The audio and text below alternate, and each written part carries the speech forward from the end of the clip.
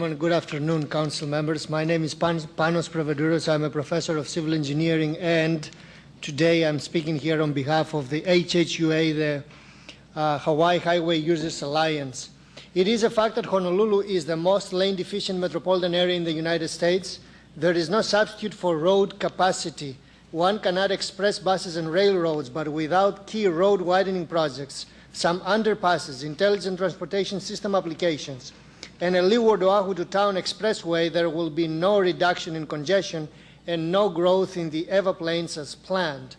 There are several myths about roadways that particularly are promulgated by the Mayor Hanneman administration. Roads put more cars on the road. No, new roads reduce traffic congestion. The H3 freeway and the Kalanianaole Highway widening project improved traffic conditions.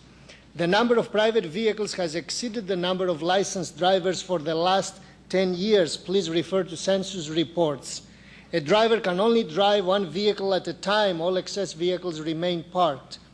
Number two, roads create traffic congestion where they end. No, a properly engineered expressway will distribute its traffic to many employment and trip centers, such as starting from Waikele, Aiea, Aloha Stadium, Pearl Harbor, H3, Airport, and Mapunapuna, Kalihi, and Iwilei. None of this is in the alternatives analysis. For example, a proper off-ramp will terminate in the median of Lagoon Drive or Waia Camilo Road and discharge traffic without a left turn light that takes forever to serve traffic in a single left turn lane. Traffic congestion is a traffic engineering issue, but little traffic engineering has been applied on Oahu and the city's alternatives analysis.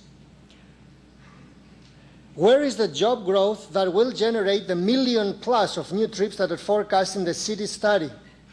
New jobs in that area, UH West Oahu, and retail development in Eva will reduce the need actually to travel to Honolulu. Third allegation that all of $8 is too high for our working families. Yes, this guess, however, was made by the city's administration. Tolls may have to be this high on SR 91 in a city of 15 million, Los Angeles, where demand for speedy travel is huge. There is no such demand on Oahu. The base toll on the managed lanes will be on the average $4 during peak period times and $1 to $2 during off-peak. Indeed, some folks will be unable to pay the toll, but they will benefit from a hot expressway because at the H1, H2 merge, there will be about 20% less traffic. So they will save 15 minutes on H1 freeway for free. Finally, some railroad facts. Rail's cost and tax bill will cause the economy to shrink.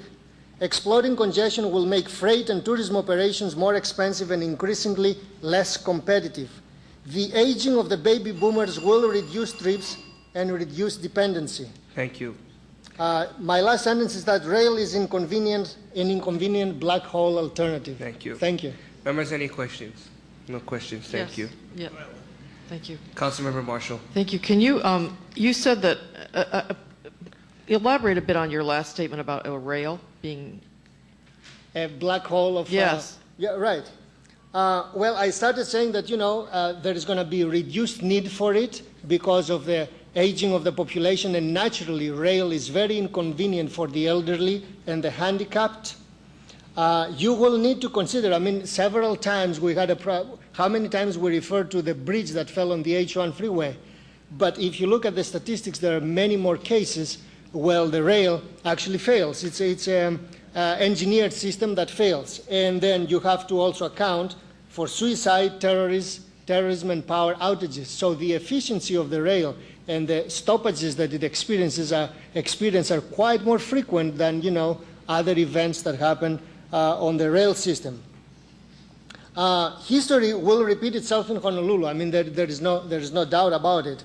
Upon rail start, it will carry 2% of trips, and most of them will be from the bus. Thank you very much. Thanks. Councilmember Garcia.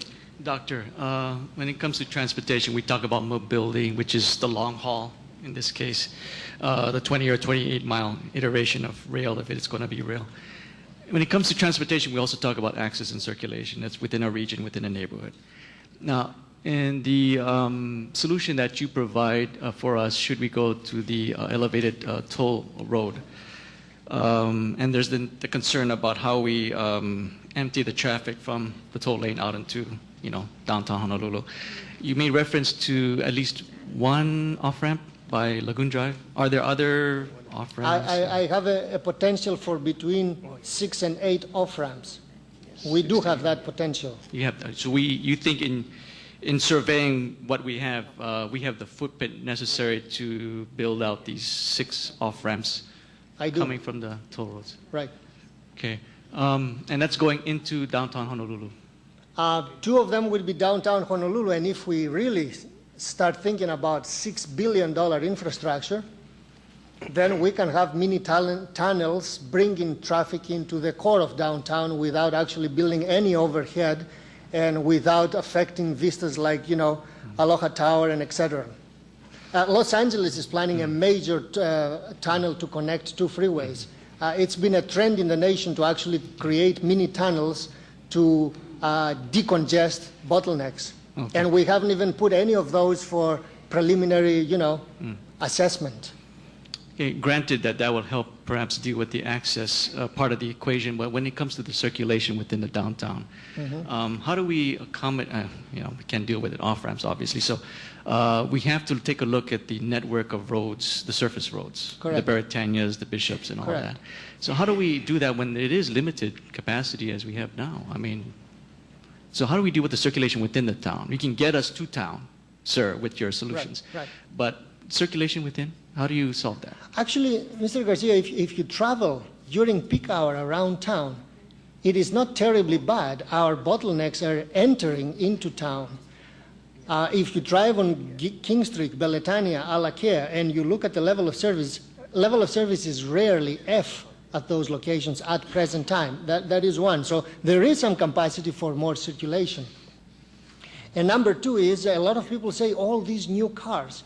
Which new cars? In order to get new cars, you will have to get a lot of new employment, job positions in downtown. Otherwise, why would more people come to downtown? Where are the new jobs downtown? So we have to address that first before we start coming up with, 50,000 more cars coming to downtown. Where from, and why? Actually, in my opinion, 50,000 new trips or more will be generated right there in Eva. As I said, UH West Oahu develops, retail develops. There was on TV that, the governor wants to create a new Ala Moana shopping center of that size in the Eva Plain. So trips actually will not need to come in huge numbers to town. They will stay in the Eva district. So I don't even agree with the distribution of trips the way they're modeled in the alternatives analysis. It doesn't fit with the plan. Yeah, never mind the commercial or business growth that would be generating the jobs, as you say, you question for downtown, but just the residential. As you can see, the new state bird is that yellow construction crane. It's happening all over town, Doctor. So given that those people will be driving cars within and circulating within town, how do we accommodate the traffic that is going to be generated by that kind of development? Again, my position is that there is not going to be new traffic. It's the same traffic. It can be accommodated. The traffic signals are not optimized in downtown area, so there is a lot more we can do. Yesterday, Councilman Okino was on the radio and he said the traffic lights are coordinated. They are not. In order to coordinate traffic lights, the cycles of the signals have to be identical. And we can go out, walk with a stopwatch, and we'll see that one signal has 2-minute cycle, the other has 2.5-minute cycle. That's immediate evidence that the cycles are not coordinated. It doesn't take a genius to analyze that.